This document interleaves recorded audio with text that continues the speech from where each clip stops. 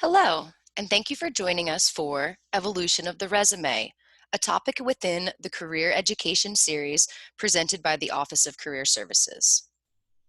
My name is Siona Escoto, and I'm the Outreach and Placement Specialist with the Office of Career Services.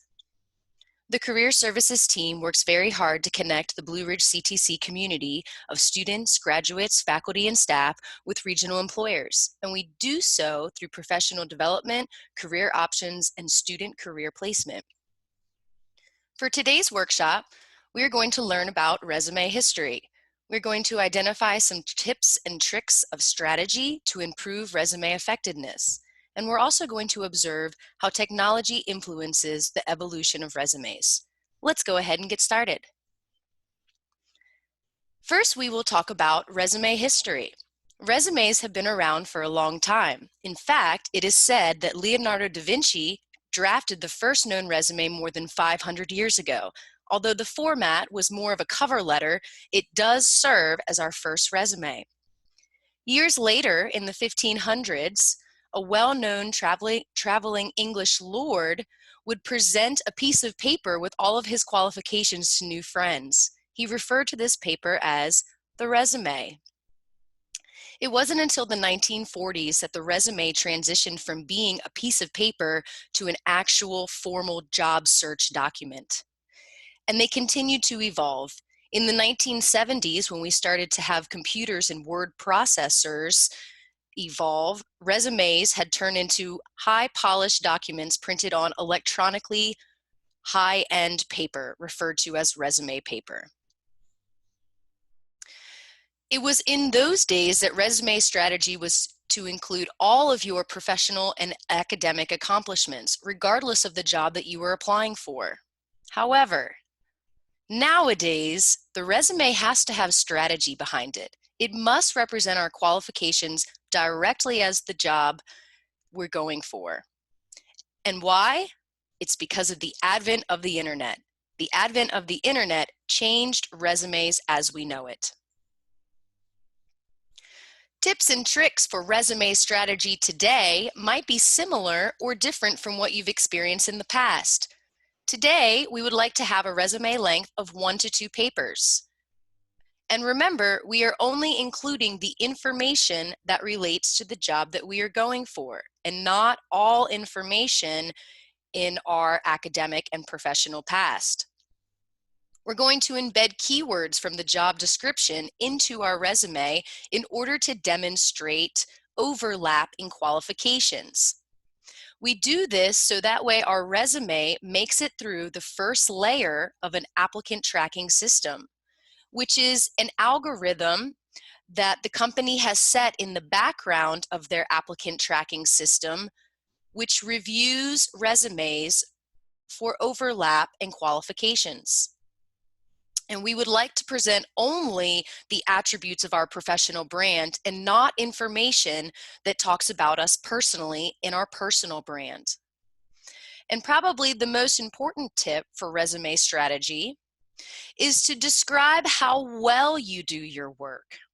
While it's still important to have a document that clearly lists what you've done and when you've done it, you also want to demonstrate accomplishments and outcomes, and you do so by putting numbers and frequencies in your descriptions. By having numbers and frequencies in your job descriptions, you are demonstrating how well and how effective you are within your job. For example, if you conducted intakes, that would be a description of duty. However, you can strengthen that description of duty by adding numbers and frequencies. Possibly that might sound like conducted over 100 computerized intakes on a daily basis.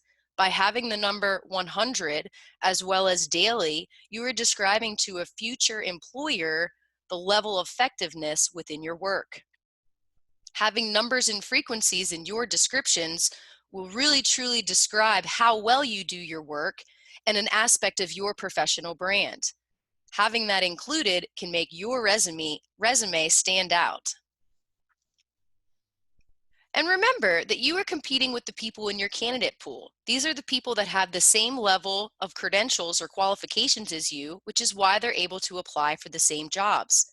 How do you plan on differentiating yourself from other candidates? What will you include in your resume that makes your professional brand stand out? These are the things that you want to be asking yourself as you are crafting a strategic resume. Standing out above the crowd is always your goal as an applicant. In fact, applicants have taken this information and their creativity and really evolved resumes. The future of resumes is about showing, not telling, and it's about branding ourselves in a way that is appropriate and professional. We're starting to see resumes of the future look like personal websites as well as online profiles. Now, you might ask yourself, what is an online profile? Many believe that your online profile will be a combination of what you've posted on your social media sites like Twitter, Facebook, LinkedIn, Tumblr, Instagram, as well as your personal websites and blogs.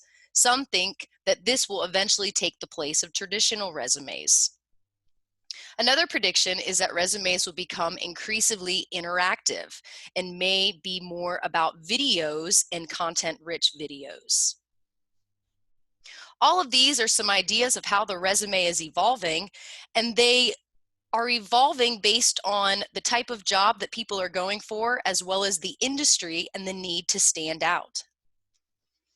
But in the meantime, don't abandon the effectiveness behind a generic and strategically written resume. It is still your calling card in the job market. So contact Career Services today for help crafting your strategic resume or any of the other services listed below. Thank you, and contact us today with any additional questions.